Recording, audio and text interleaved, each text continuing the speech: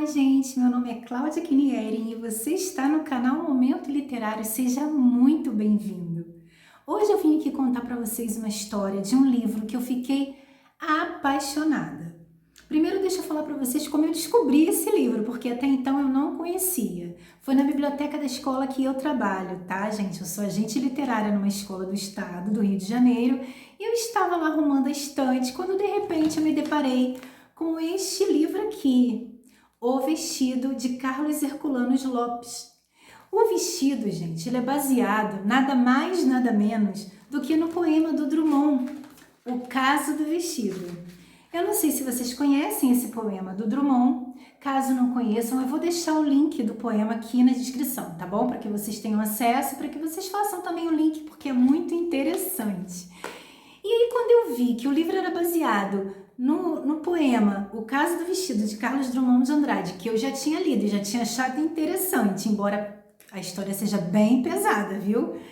Eu fiquei muito curiosa, peguei o livro, trouxe para casa, li e fiquei encantada com a forma que o autor Carlos Herculano Lopes colocou, a visão que ele teve, sabe, gente, da história em si. Eu fiquei me colocando no lugar, fiquei pensando como eu escreveria a história e talvez como você também, de repente, vai se colocar no lugar. Será que eu escreveria dessa forma? Será que eu teria um outro ponto de vista sobre essa história toda? Mas ele teve um ponto de vista dele muito peculiar e assim apaixonante, né, gente? E assim, eu vou contar para vocês essa história e eu tenho certeza que assim como eu, vocês vão ficar apaixonados, embora seja, vou repetir, uma história pesadíssima, tá bom? Então vem comigo, vamos lá?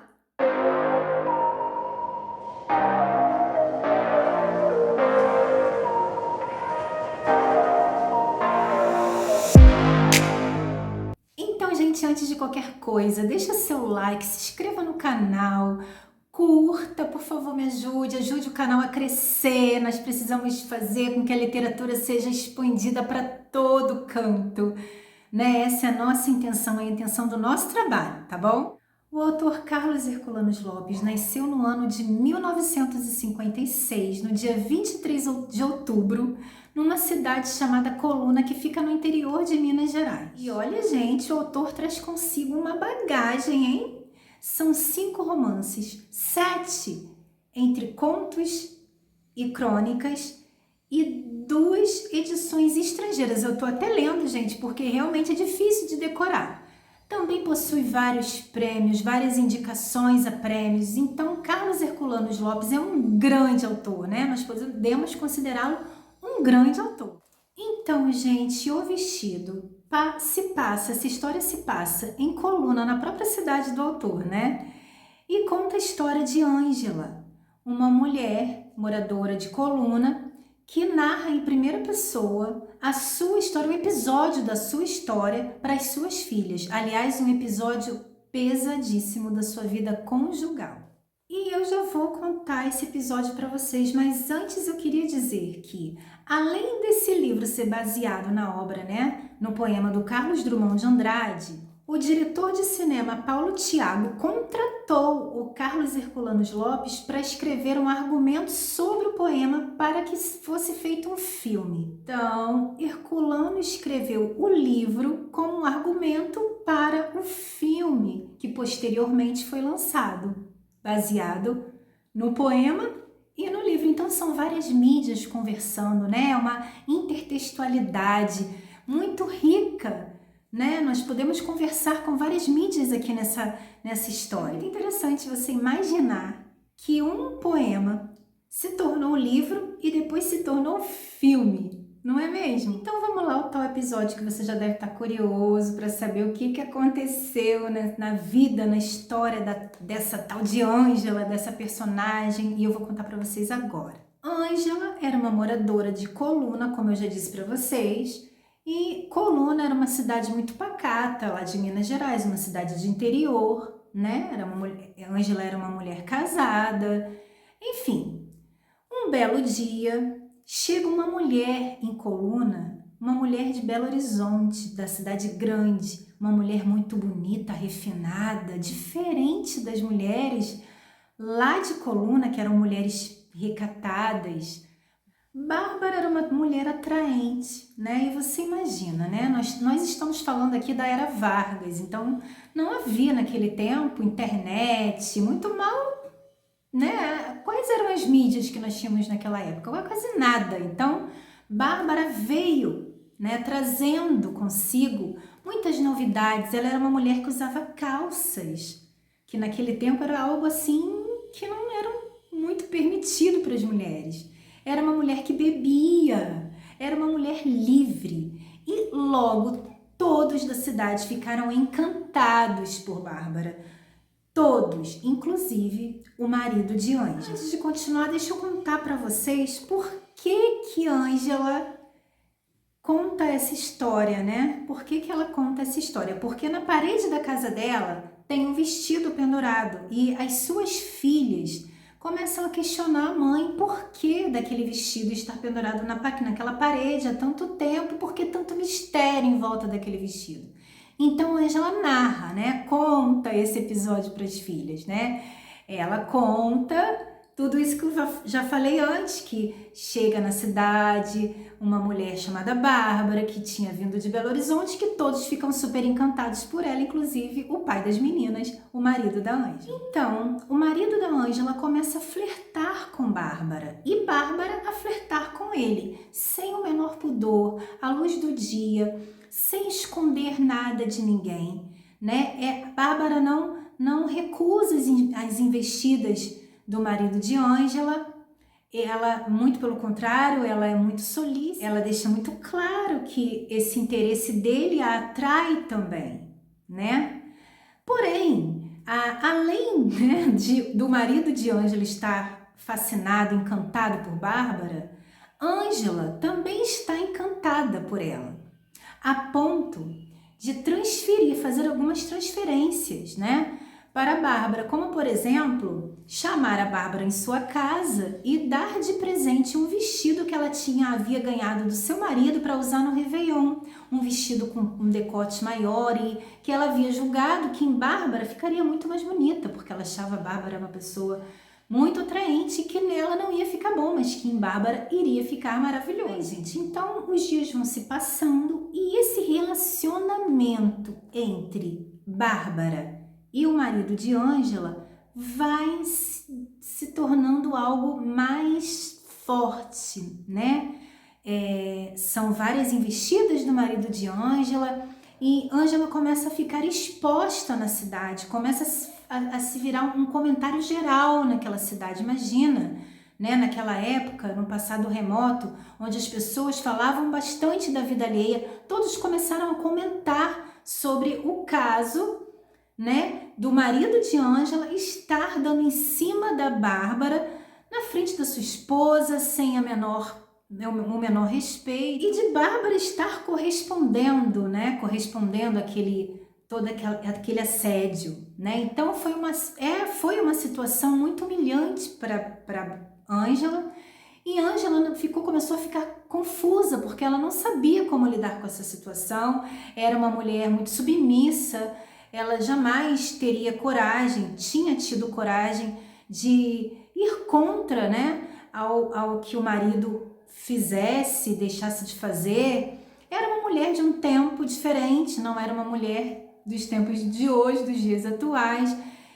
E ela começou a ficar muito confusa, principalmente porque este homem era o amor da vida dela. Então, esse relacionamento entre Bárbara e o marido de Ângela começa a amadurecer, a ponto de ficar muito feio, das pessoas comentarem, era um comentário da cidade, e a ponto também do próprio marido de Ângela preteri-la na frente de Bárbara. Então ficou uma situação de muita humilhação, de muito vexame para Ângela, né? Só que Bárbara deixa claro para esse homem que ela não pretende dar continuidade a esse relacionamento, mas que ela só daria continuidade, ela só dormiria com ele se a própria Ângela, a esposa dele, viesse pedir pessoalmente para que ela o fizesse. Então, como se não bastasse a humilhação que esse marido já tinha trazido à vida desta mulher, ele vai até a Ângela e pede, né? Fala, olha, eu quero que você vá lá em Bárbara e peça para que ela durma comigo. E essa mulher, a Ângela, ela ama tanto esse marido, ela quer tanto a felicidade desse homem, que ela vai até Bárbara e pede realmente para que ela durma com o marido dela. Então, essa relação começa a virar realmente uma coisa séria, algo carnal, né? E o marido de Ângela sai de casa e vai morar com a Bárbara, e eles começam realmente a ter um relacionamento sério. E é claro, gente, que eu já dei muito spoiler do livro, eu não pretendo dar mais spoiler. Eu nem considero spoiler, porque ele é baseado num poema, e no poema tem tudo ali escrito, né?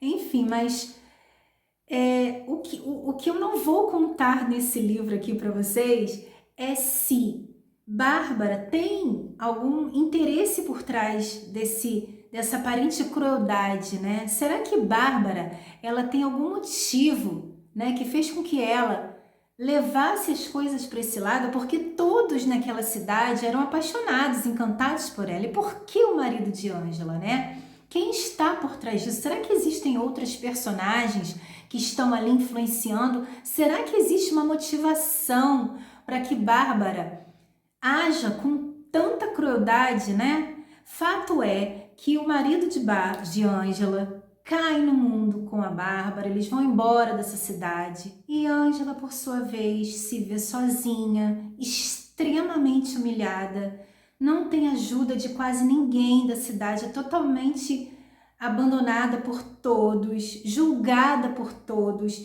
e ainda tem uma outra personagem da história que tenta tirar proveito, né, de Ângela. E alguns anos depois, Bárbara volta e, chegando na casa de Ângela, já não é mais tão bonita, já não tem o colo, né, de camélia, já não tem os olhinhos cintilantes, e ela traz o vestido de Ângela de volta, devolve aquele vestido, pede desculpas pelo que ela fez, entrega o vestido a Ângela como lembrança do dia mais humilhante da vida de Ângela. E logo que Bárbara sai, o marido de Ângela retorna.